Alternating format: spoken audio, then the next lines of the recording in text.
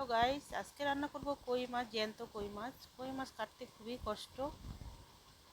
তো চলো কেটে ধুয়ে নিয়ে চলে আসলাম। মাছগুলো ফ্রাই করে নিলাম।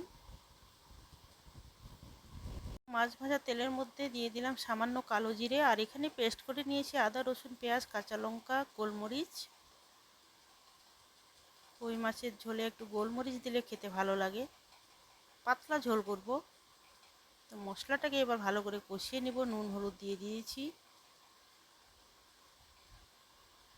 ভালো করে কষিয়ে নিয়ে দিয়ে দিব জল। তো মশলা পেস্ট করে নিয়েছি, জগের জলটা আমি ধুয়ে দিয়ে দিলাম। আর একটু জল লাগবে। তো এখন আমি দিয়ে দেব ফ্রাই করে রাখা মাছগুলো দিয়ে দিলাম। নামানোর আগে দিয়ে দিব জিরে পাউডার, ধনিয়া পাউডার দিয়ে নামিয়ে নেব।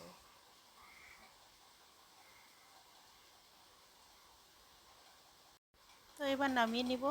তো আমার কই মাছের ঝোল রেডি। একটু হলেও যদি ভিডিওটা ভালো লেগে থাকে অবশ্যই একটা লাইক করতে ভুলবেন না, আর বেল আইকনটাকে প্রেস করে অবশ্যই চ্যানেলটাকে সাবস্ক্রাইব করতে ভুলবেন না।